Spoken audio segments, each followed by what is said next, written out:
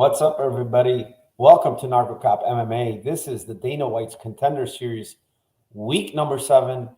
We are going to go over another week of Dana White's Contender Series. Last week was not a good week for me. I was reverse swept.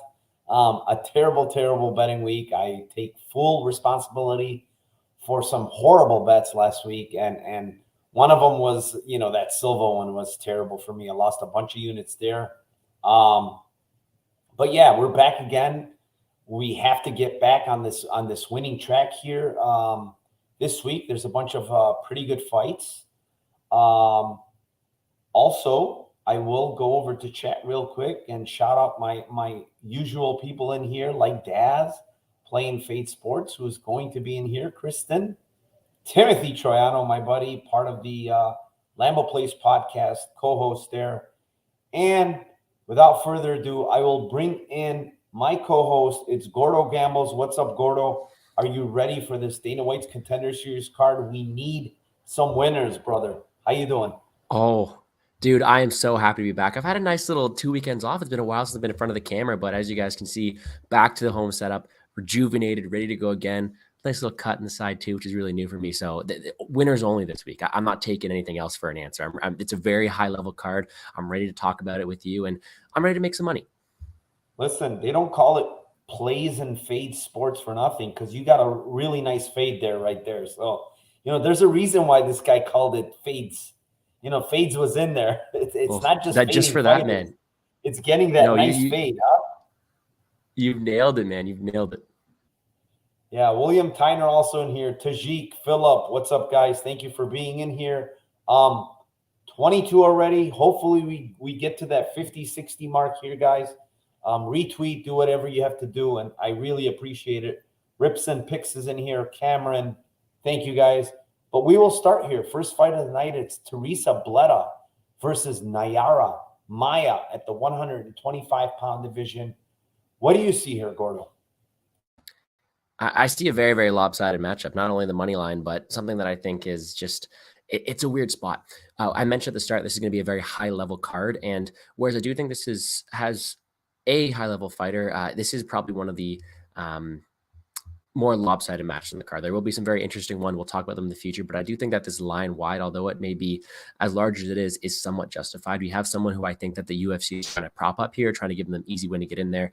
And I mean, this hefty favorite this weekend is really catching my eye. And I know Bleda is only 5-0, but she's a very, very big woman for the weight class, and someone who you think has the skills to, have some decent success in the UFC, especially that division.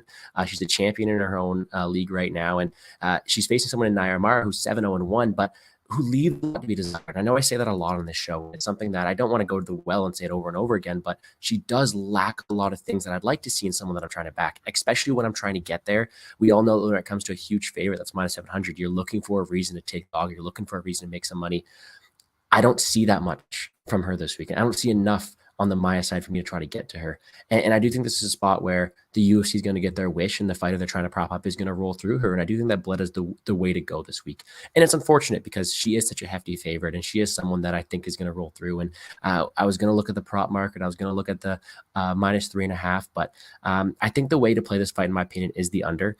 She's the girl who goes out there with insane pace, insane aggression, and will look to take it down to the ground. And I think once there, not only is she giving herself a good chance to win the fight and dominate it through ground and pound, through the really good top control, but she's also giving that one win condition to her opponent, Maia, in that submission, because we do see that Maia does have some decent, submissions off her back. Not the best, but I think that is her major win condition here. I don't see Maia winning minutes. I don't see Maia winning the striking exchange. I don't see Maia winning the wrestling. So if she's going to win, she needs to throw up a sub, and I do think that the under is the way to go. I see either an early sub for Maia, or she gets destroyed on the ground with those elbows that Bleda is known to be really good for. Bleda just is too big, too strong, and is the rightful favorite in the spot.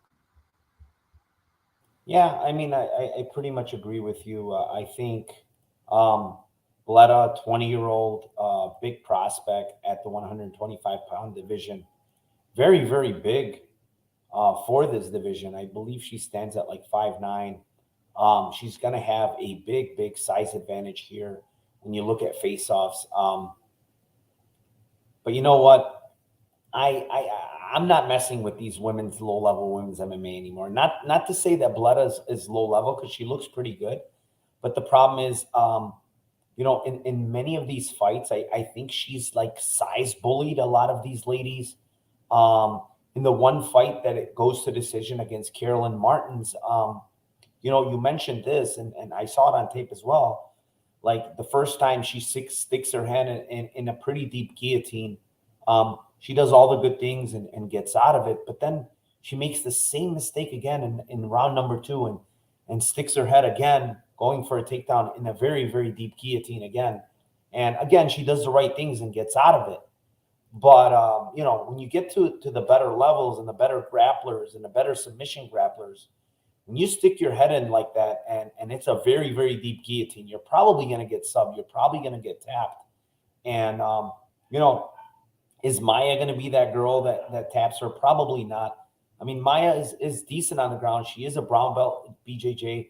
I think she's at Novo União, which is a very good gym over there in Brazil. So she probably does have good training partners. And the girl is also, is the more mature fighter, I want to say. I don't want to say the more experienced, but, she's 32. Bleda's 20 years old. She's very, very young. But I do like what I see from Bleda. Like, she is mostly dominating every minute of all these fights. She's finishing a lot of these fights early, which is pretty impressive for WMMA. She has a win over Pudilova, who's a UFC fighter currently that had a win just recently. So that's good to see early on. We're talking about 2 years ago, right? She had a win over Pudilova when she was 18 years old, and Pudilova was 26 at the time. So I think that's very impressive. A young fighter to get a win against the UFC level, lady that's in the UFC, right? That's impressive. So there's a lot of things to like with Bleda. However, I do think she slows down later in fights, like against Martin. She's kind of like slowing down there. If this fight gets dragged out against Maia, I don't know how it's going to be, because Maia has been, to multiple decisions in her career. Is Bleda going to slow down and give Maia chances late? I don't know. I think Bleda is the side here, but I'm not willing to lay, 600, 700 with low-level women's MMA. I'm not doing that shit. I got burned last week with Silva, thinking she was going to be a stronger fighter. It turns out to be she was the weaker fighter. So again, in this case, I think Bleda's going to be the stronger fighter. I think she's the much stronger woman. But again, I don't want to take this chance. I don't want to see what's going to happen. If anything, it's probably dog or pass at these crazy, crazy odds. However, I did take a stab with Bleda KO at plus 225 for half a unit. And I also honestly took a stab on the other side at Maia submission at plus 1,000. I think that's her only path. I think she's going to win by sub if she wins. And it's a big, big number for a girl that has, she has some submission wins and she has a brown belt, right? She's grappling with, we're going to assume, with high-level people there at Nova União, however they say it. But she's grappling with good people out there. So plus 1,000, I don't think is a bad number. I don't know what it is now. It's gone now, plus 600. Yeah. Hopefully it opens up on these other books at a higher number. But I like that look because I do think Bleda is young and she will make mistakes on the ground. Like she's still very green. So, but from a money line perspective, I'm not touching either side. I do like Bleda to win here. I think she's probably UFC level. With a couple of more wins, she just needs a little more experience, in my opinion. That's all. You know what, man? I agree with you in the whole size thing too, and it is a spot where I can't play minus 700. My favorite. The original spot I was looking at, the original one where I was thinking I was going to bet it before the lines came out, was the points handicap. Unfortunately, it is a bit too chalk for my liking. I do think the under isn't bad. I'm excited to see what it opens up on other books. Minus 165 now is okay. I want to see if there's anything better, because sometimes you get the DraftKings special will come out and the one that's a bit better. And maybe I'll play that. It's a spot where I think that the speed that the younger fighter comes out here and fights at, like Bleda comes out shot out of a cannon early on. I do think she can get have that be for better or for worse with that either early finish or the early putting her head in that gi or something like you said. So I'm with you, not picking a side here. I think Bleda does roll through, but no betting on the money line for me. I'd more so go towards the prop market. Yeah, I think like her inside the distance is -110. I think you're better off paying 55 points and getting both sides because I think she can get subbed. Like she's putting yourself in those positions, you're not going to always get out. And Moving on, the other thing too right? is yes. Well, one more thing. I'm not on this one too, but I you know what? Liam's not here. Let's fill a little bit of the time. Cameron pointed it out. Depends what side Yanni comes out on. So I think that's also something we got to factor into it now. I mean, the way that Yanni's been running, man. I mean, Jesus Christ, the guy can't. If he threw a rock in the ocean, I think he'd miss the water somehow. It's pretty rough the way he's been going lately. But you know what they say, you can't constantly be giving loser after loser after loser. Eventually, you're just gonna mistakenly have the right side. I don't It's know. impressive. I honestly, the guy was pretty good early. Like lately, it's just been like horrific. He can't do shit right. Moving on, it's fight number 2, an exciting fight here at the 155-pound division. It's Ismael Bonfim versus Nariman Abbasov. For this one here, again, I think this line is about right now, to be honest. I think this is a coin flip fight. I know this one opened up at like some crazy -200 number on Abasov. And if you got in then on at +170 on Bonfim, I think that's a great number. But currently, I think the line's about right. What I do like, honestly, is, and I did a little bit of, I didn't make a big bet. It's 1.15 units, but fight doesn't go. It just because of how Abasov fights. Abasov fights very wild, especially when it comes to striking. He looks like he has a ton of power in his hands, but he leaves himself open to get countered and possibly get knocked out himself. But I also think that if he bonks Ismael Bonfim, I do think he can knock him out himself because he has shown to have a lot of power in his hands when he's landing on some of these guys. But he's extremely wild on the feet. He shows good cardio. I do think that he is the better wrestler, grappler. Not sure about his submission wrestling because I don't think he's very good when it comes to that. I don't see a bunch of different types of submissions from this guy, but I do think he can get this fight to the ground against Bonfim.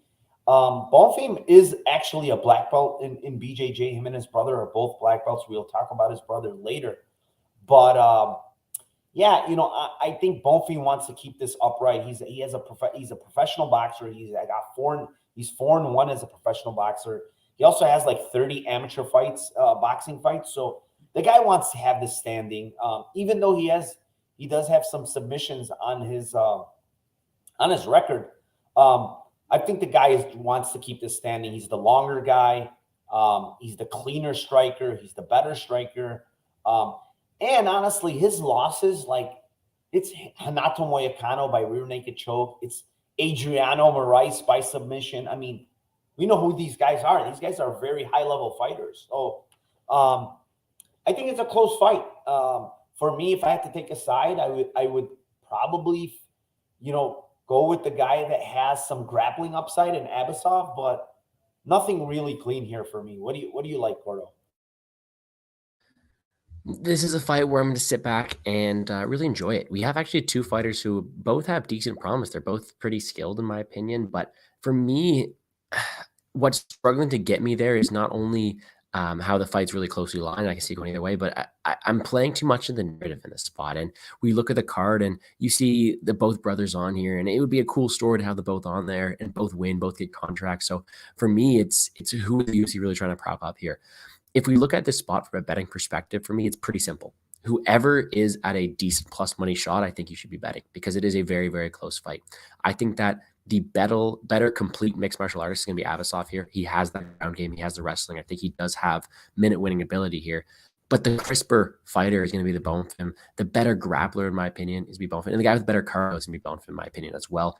I'm leaning towards Bonfim. And actually, in my notes here, my official prediction was a Bonfim round 3 KO because of that, maybe that cardio at the end and stuff like that. And he has I think he's a sniper as well on the feet to mix past those swing hooks of Abbasov. With that being said, I could very easily wrestling. I could see that whole mixed martial artist game implied by Abasov. Therefore, I think that line is just completely just. I think it's lined perfectly, in my opinion. And for that reason, I'm going to stay away. This is my one stay away fight right now. This is one where I don't think I'm going to have any action on it. If I had to pick a side, though, I'm going with the Bonfim brothers, both of them today. We'll talk about the other one later. And you can still get it at minus 105. But I think this is one where you try to sit back. Maybe you see what Yanni's playing for some fun, but you really just look at enjoying the fight. Oh my God! Tim makes some stat here. 2 for his last 18. Jesus Christ! So he's 2-16. I mean, man, I don't like to talk about people, but man, I like the guy. Whatever he's whatever. You know, he's on a cold streak. I mean, there's no. He's got decent cash. It's okay. Yeah. I think he can maybe survive this cold streak. Yeah. I mean, Abasov has some. You know, the Zavarov win, pretty impressive. I mean, that's Khabib's, I believe, cousin. Good fighter. Knocked him out in the first. That Piriev last fight, pretty impressive. So he has some good wins. He's on a winning streak. I think the UFC wants Abbasov, to be honest. Really? I think he has a huge following, this guy. If you taped him, did you see every one of his fights, like the whole crowd, like chanting his last name, every single tape? Yep. They're constantly yelling Abbasov. Yeah, he's pretty popular. If I'm not mistaken, this guy has a ton of followers. Yeah, he's got over 100K followers. Like, this guy is pretty popular. So if I was to take somebody here, like as far as who the UFC wants, I do think they want this Abbasov guy. But you know, that doesn't really mean anything. That doesn't translate to what happens in the ring. Moving on, it's fight number 3. It's at the heavyweight division. It is late replacement Karl Williams versus Jimmy Lawson. Kick this one off, Gordo. I know you have something here. Yeah, and I think we all do, and I'll save yourself your job here, even though you are hosting. This is one we have talked about the most, and this is the one thing that Liam wanted to go out and put out there and tell you guys is Liam's on the same side as us. We will talk about it here, and if you guys know Liam by now, you know he's a wrestler and he loves his wrestler, and he's going to be on the Jimmy Lawson side with us. And let's talk about this one real quickly because there has been some line movement, there has been some changes to this fight, and it is going to be a very interesting matchup. And although Karl Williams is coming in on short notice, we also have to realize that not only is he doing that on short notice, but he's coming up a weight class. He's fighting at 265. He's going to give up a lot of size, a lot of strength to a guy, Jimmy Law, who has fought at the collegiate level, has fought for Penn State, I think it was, correct? Making sure I get all that down. It's one of these ones that it's going to be tough for him to go out there and have this matchup. And the reason that I see a lot of money coming in, I think, on the Karl Williams side is because you're going to think that he's going to be the better striker of the two. And although I will give him that, I think that his style doesn't really allow him to go out there and strike for a long time. I don't think he's necessarily just this base striker that is going to stay at range, which is what you're going to need to do if you're facing a guy in Jimmy Lawson. But Karl likes to grapple as well. And I think that if you get yourself into these wrestling exchanges with a guy with the strength, with the wrestling pedigree, with just this grappling ability that Jimmy Lawson has, you're not in for a good time. Because it's not like Karl Williams has the size advantage over him. Definitely doesn't have the strength advantage. And he definitely doesn't have that wrestling level of competition advantage. So really, if you're holding a Karl Williams ticket, although you have plus 165, plus 175 best market wide right now, you're relying on a perfect game plan of staying on the outside and trying to pick him apart. And that is something I don't necessarily see happening too often because although he may have the edge in the striking, I think the edge in the grappling is wider than the edge in the striking is. And it's a tough one for me to really get to the Karl Williams side. And I actually think that the opener is more so where I would line the line. Minus 100 was fine, but we're seeing minus 175 on BetMGM. We're seeing minus 200 on Bet Online right now. And the line just keeps getting better. I will be playing Jimmy Lawson. I know Liam Picks Fights has already bet on Jimmy Lawson, and I will be getting there as well. I think that he's the guy that the UFC is trying to put here. I know we just talked about it mattering that much, but he's the guy who's been training for this fight, going to be the bigger guy, better pedigree, facing a guy who can have short notice, giving up a lot of size and strength. This style doesn't match up well for Karl Williams, in my opinion, and I do think that Lawson should be a much bigger favorite than the -175 does entail. Yeah, I mean, I agree with a lot of your takes. I originally was taping the other one, and now Karl Williams' late replacement. And, when you look at Karl Williams, like this is on, I think, like 4 or 5 days' notice, according to his Instagram. Guy's a light heavyweight. I mean, he's always fought at light heavyweight. He took this opportunity, right? It's an opportunity to try to get into the UFC. It's a late call. He's like, why not? Let me take this shot. Even though this is up a weight class, this is not my weight class. He looked kind of fat on the scales, to be honest. Looking at his previous fight compared to this one, he weighed in at 233, which is on the smaller side for the heavyweight division.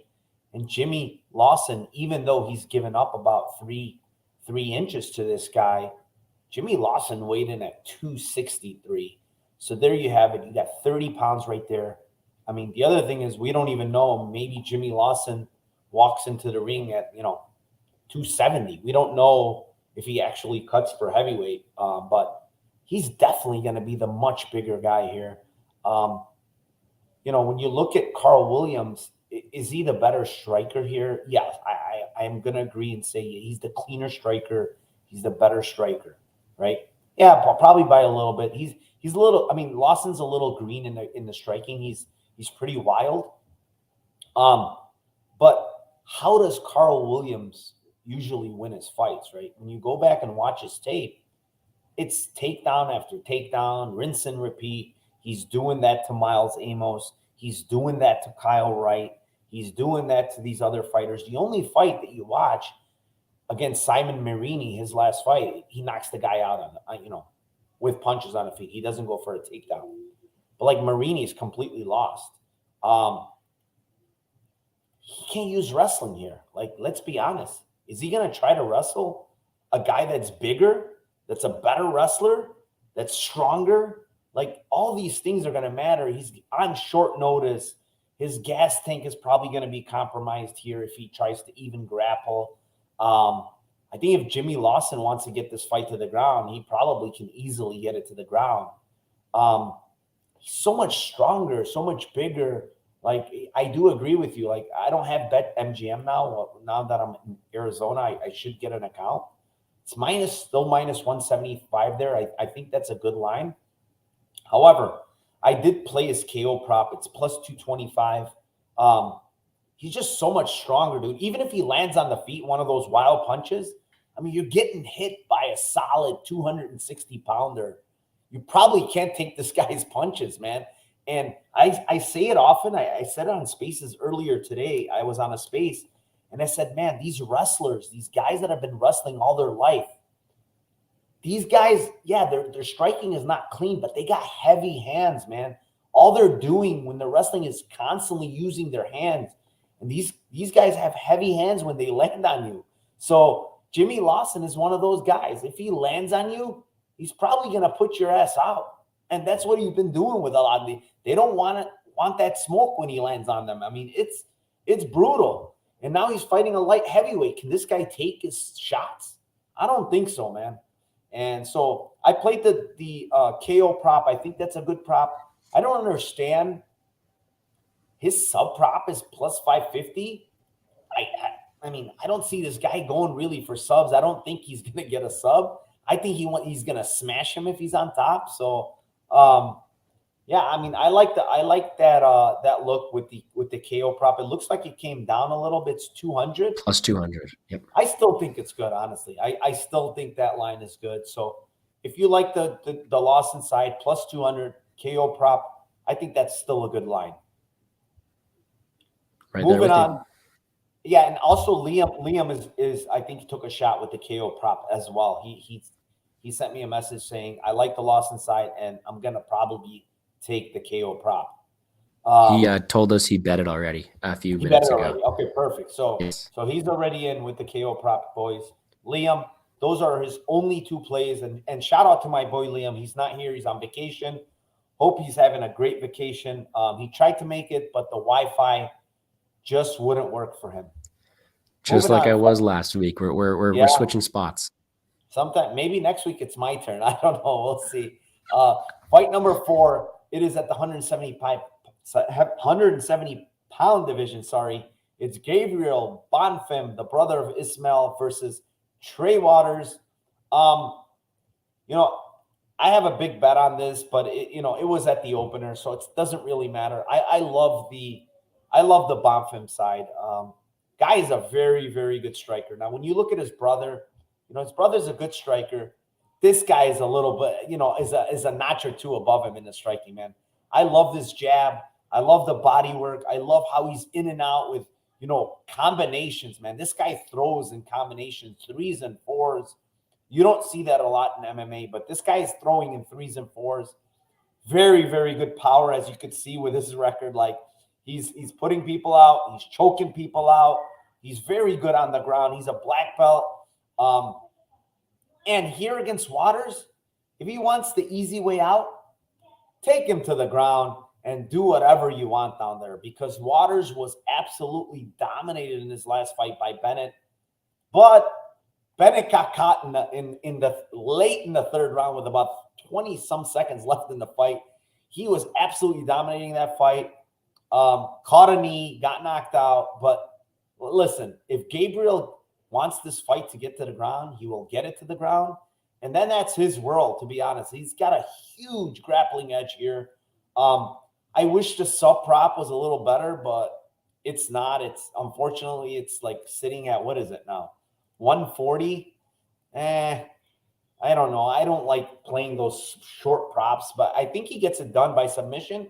I think he can also get it done by knockout, because the guy has very good power on the feet if he wants it. And I think even though he's given up some size here, but he's the cleaner striker. He's the much, much better striker here, in my opinion. So he's the better fighter everywhere. I think this is a guy that's still very young at 25, and I think this guy might make some noise, honestly, at 170. What do you think, Gordo? Out of curiosity, I know you talked about getting the early line. What did you jump in at? Yeah, I got in right at the opener here at minus 170 it was. So I'm sorry, Wow. minus 185.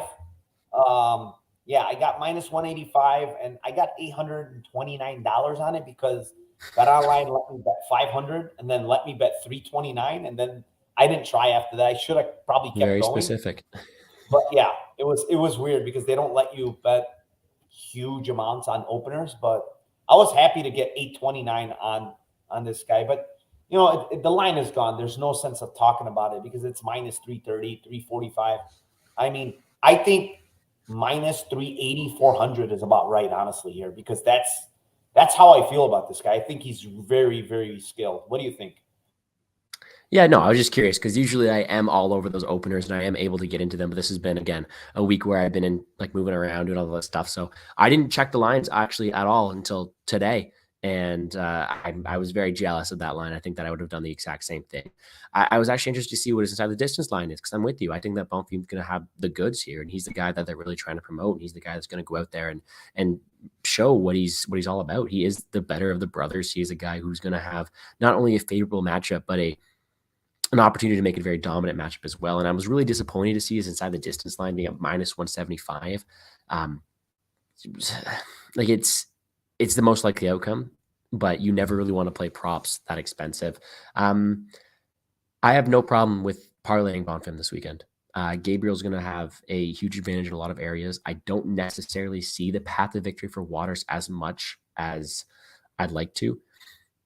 Of course, you can't cut the guy out. I mean, he showed that he's got that grit in him, but you can't eliminate the first 2.5 rounds or first almost 3 rounds, right? What do you got to get it with like 30 seconds left? So he's got the ability to be not only be controlled in the fence, but controlled in the ground, be dominating the grappling. I think he's also going to be outstruck here by the speed and technicality of him. I don't see a path to victory for Waters that well. And it's for me, it's a fun one. It's one that's going to be entertaining because you have the guy who's most likely going to win versus the guy who's got the dog in him. But I do think that the favorite rules here, Bonfim is a guy who I don't mind parlaying, probably will be parlaying him. And I'm very jealous of that opener you got, because I'm just now the best market wide is minus 275. And even that I think is too short. So good on you. Yeah. I mean, when you look at Waters, like he's undefeated. Yes. But he's lost twice by submission in the amateurs, once against Elvin Espinoza, who's a good fighter in the PFL. I mean, if this Bonfim wants this on the ground, I mean, I think Waters is screwed completely on the ground. Like Bonfim is really, really good on the ground as well. And, I'm touting his striking a lot because I come from a striking background. But my God, like this guy, he's got the whole game, man. And I really like it. Like, he's and the guys he's fought, the last two guys are not like pushover or bums that he just stopped both guys. Waters got completely ragdolled and dominated by Benjamin Bennett. And his other wins, I mean, they haven't aged. Those guys that he's beaten are not good fighters. So, yeah, I mean, Bonfim should roll here, honestly. Yeah. For me, like my saying in this show is always leaves a lot to be desired. And I think it's the opposite of Bonfim. I think he checks a lot of the boxes. There's not much more I want to see from him. He's shown to have pretty good fight IQ and everything like that as well. I don't know what else you want from him. I think that line was way too short, but I still think it's too short now. I think he's a good play piece, maybe other than the first fight of the night with a minus 700 favorite. Probably my most confident pick of the card. Yeah, I agree with you. The one fight where he had adversity, I don't know if you saw it, but in the Brenner Alberth fight in the second round, he gets dropped against the cage, and Alberth hits him with some follow-up shots. He takes them well, survives.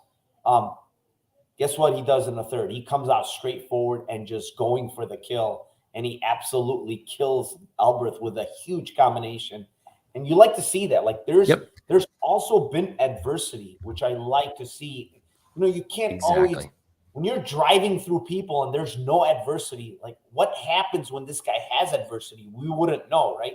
We know in this sense. He had adversity and came back and completely knocked him out viciously in the third round, which I like to see. I really do.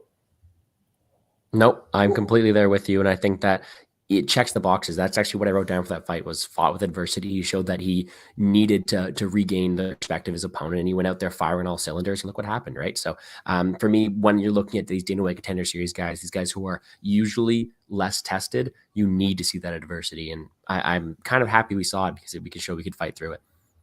Wise Little Goat says, save DWS parlay, please. We'll give it at the end. We'll get there. I don't know if there's such a thing as safe Dana White's Contender Series parlay, but yeah, we'll try to give you one as safe as possible. I'll say that.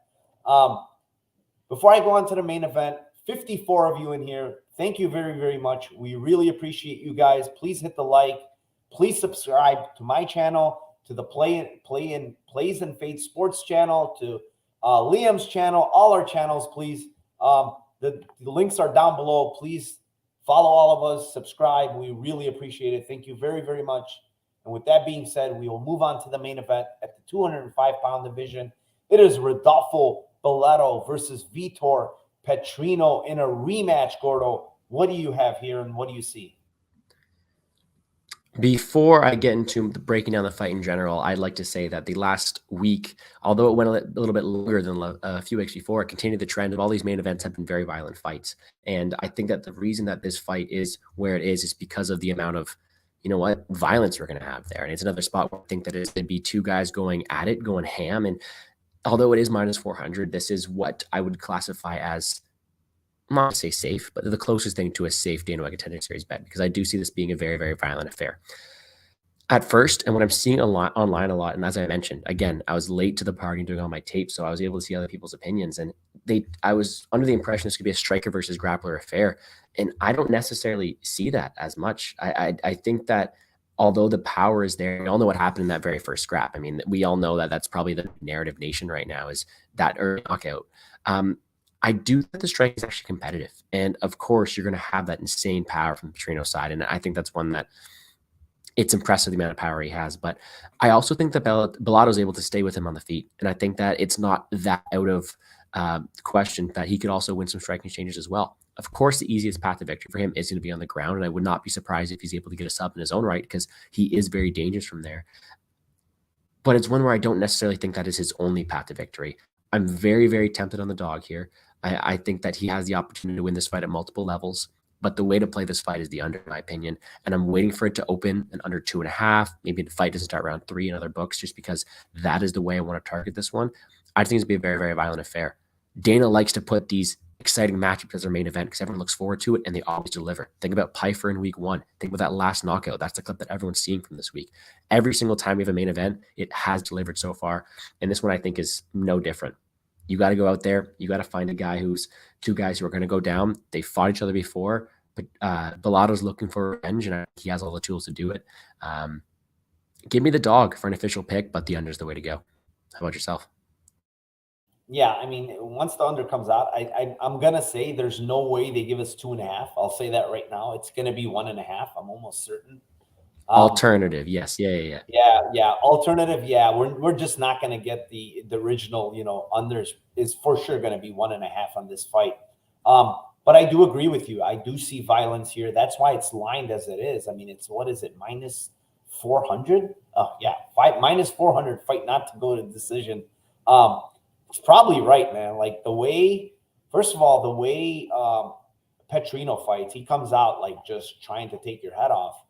And the fact that, Biletto also himself comes forward, he's trying to get you out of there himself. And something you mentioned, it can happen both ways for Biletto. It can happen on the ground. I also think it possibly could happen on the feet because Petrino's wild on the feet. He's chucking big bombs. He's trying to get you out of there. He's open to get countered. And Biletto's been practicing a lot of kickboxing, a lot of Muay Thai. I watched a lot of his fights on YouTube, like where he had, kickboxing fights and he was getting knockouts there. And the guy has been, even though he's very, very good on the ground, he is practicing his stand-up a lot. You can see just by all the fights that he's had. So, guy has 8 wins, 4 by knockout, 4 by submission. So he's it's even there. He's got, even on the ground, he's got some of the nastiest ground and pound. I mean, he is trying to kill you with those elbows and yeah, can he get a submission on the ground? Yeah, but can he get a knockout also, a TKO, like with elbows and shit on the ground? I also think he can get it that way. So with that being said, plus 700 is where I got in on the Biletto TKO. I'm seeing plus 600 now. It went down 100 points. That's a very, very viable way of him winning here, whether it be standing, whether it be a ground and pound. I think he's possibly going to get a KO either standing or on the ground. But I will say that Petrino is extremely dangerous, especially early. Guy has a ton of power. 5 out of 6 wins are by knockout. You see in that Antigulov fight, though, you do see him getting taken down a couple of times. But the one thing I'll say with this guy that sticks out the most is he gasses pretty damn hard. Come like the 7.5 minute mark, like he is completely gassed. But the problem here, and I do want to take a shot, honestly. I'll be honest. I want to take a shot with Biletto on these late round props, like plus 1,600 on round 3. Even plus 750 on round 2. I'm really tempted to play Biletto in these later round props because of what I've seen from Petrino in round 2. Like, he looks compromised. And the problem is that Biletto is finishing all of his fights early. He's been to round 2 one time. And that's my problem, why I can't really do it right now. But the fact that he's so gassed, Petrino, in these later rounds, and he's the more wild fighter, when you talk about wild fighters, and to top it off, the guy that can win on the ground here, to me, is Biletto. It tempts me to maybe push myself towards those round 2, round 3 props on him if he can survive the storm early. So what do you think there, Gordo?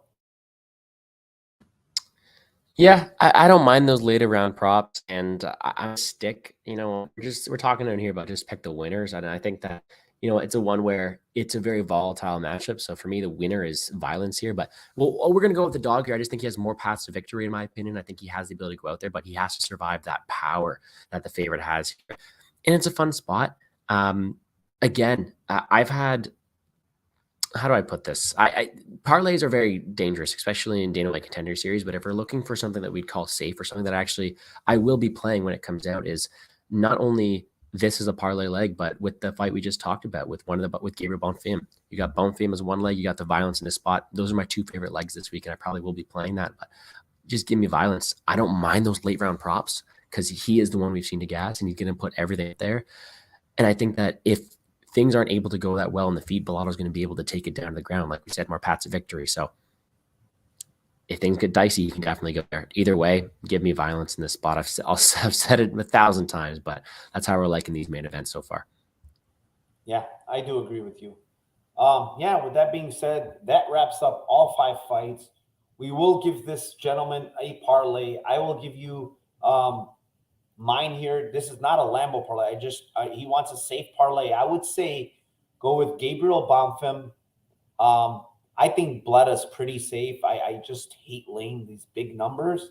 I like the fight doesn't go definitely in this main event. I think that's a safe piece. And probably Jimmy Lawson's a safe piece, to be honest. If you want a 3-legger, I think that's a decent 3-legger there. It's probably going to pay you a decent plus money number. What do you think, Gordo? You know what, dude? It's hilarious because those are the 3 I have right here. I think my safe part would be the fight doesn't go main, Bleda, and Bonfim. And then I have Lawson right there as well. The one fight we are head-to-head is that the other Bonfim brother, the Abbasov fight. Other than that, we see eye to eye on a lot of them, so good for us. But no, I completely agree. Gabriel Bonfim should roll, Bleda should roll, and so should the fight doesn't go decision in the main event. Yeah, it's a tough week for me, honestly. And I will tell people I currently have 1, 2, 3, 4, 5 bets, not including my opener for Gabriel, because I didn't put that on my bet MMA. That's just a line that nobody can get anymore. But yeah, I think tread lightly for me on this card. I'm not going to go crazy. After getting reverse swept last week, I need to be a little careful here what I'm doing with Dana White's Contender Series, because I had an unbelievable year last year, and this year now I think I'm down a little bit, like maybe 3 units or something. Nothing crazy, because I had a big week prior to this minus 10 unit week. But I need to tread carefully, because after what Dana White did week 1, all these fighters tend to be looking for the kill, and maybe just blind betting unders or something is the way to go. I don't know, but yeah, I'm going to tread lightly. I want to see what DraftKings opens up some of these props and unders and stuff, and then we'll take it from there. But for now, yeah, I don't have many bets. We're of course, as always, Mushrooms asked for a DGen parlay, and I'm building them one right now. You got anything that sticks out to you? All right, so he wants a DGen. He probably wants a Lambo parlay, and the Lambo parlay I can give that. It's not bad, actually. It's Jimmy Lawson by KO. What is he right now? KO Jimmy Plus Lawson 200. 200. The other one would be let's go with 200 there. I had another 200 play. What was it? Let me look on my bet MMA tips. Oh, it's Bleda by KO at plus 225. And then let's go with, it's 2 plus money. And then let's go with the fight doesn't go in the other in the main event, because I think that's one of the safest plays. So 2 plus monies, 1 minus 400. I don't know what that pays, but that's what I'm going to go with. I got one here. So we'll take the Gabriel Bonfim. Gabriel Bonfim, win inside distance as the chalkier one of the two. That's minus 75 right now. Then we're taking Lawson by KO, just like you as well. And then we're taking the dog to win inside the distance. Bellato inside the distance plus 250. Those 3 legs pays out 1550 right now. And again, DGen, degen for a reason, because there is some risk involved there. But I do think all three of those lines at that money isn't that bad. Yeah, there you go, Mushroom. We gave you that too. And yeah, I just want to end it by saying thank you to everybody. Thank you to my co-host Gordo. Thank you to my other co-host Liam, who is on vacation here. He still gave us a pick. And I don't know if do you know if he's writing this week? I'm not sure, but I always want to shout out my guy Liam. Great guy, always positive. Even during losing weeks. I mean, we've had some losing weeks. He's had some guys always staying positive, which you have to do. It's a long game. It's not week by, it's done after 1 week. This is a long game, and you want to keep on going. And basically at the end, you want to be in the green, and you want to be plus, and that's what counts. So, yeah, not much else to say. Please hit the like on the way out. Please leave some comments, whatever you have to do. Subscribe to our channels. We really appreciate it. Gordo, just let them know where they can find you and what you have going on, and then we can end this. Yeah, and let me just say, guys, not only Liam, but also Narco as well. It's really easy to put on, be nice online, but both these guys are very, very nice guys in person and talking directly as well. So show some love to both Narco and Liam. It's been fun breaking down these fights. We got some few weeks left, but let's try to end it on a high note here. For me, as you guys can see, back in the setup, content is going to be rolled shortly. Find me on Plays and Fade Sports on YouTube. Not only am I going to be doing UFC as always, but NFL's back this week, so look for NFL DFS videos. And I'm partnering with Ryan Larkin to bring you some NASCAR DFS as well. I'm jumping into new territory, which is kind of fun. And then you can find me on Twitter at GamblesGordo. DM me anytime. Talk some trash. I know someone's already talking trash with my fantasy league, so come on, guys. It's a Contender Series time. We're talking about football later, but no, tons of content. Make sure to show some love to Liam, show some love to Narco. Subscribe to my YouTube channel as well, because a lot of stuff coming, guys. But no, pleasure breaking down fights as always. Good luck tomorrow, Narco. Awesome, brother. Thank you for the nice, kind comments. The guy's going to have a ton of content. Go to his channel. It's probably going to be a fun winter here with football coming up. I love football. I'm not a big like DFS type of football guy, but I do always splash in those DFS streets. And yeah, guys, thank you very, very much. Hopefully we do well tomorrow. Hopefully we end, like Gordo said, on a positive note in these last 4 cards that are remaining, and we crushed Dana White's Contender Series. Thank you very much, and let's cash some tickets tomorrow, guys.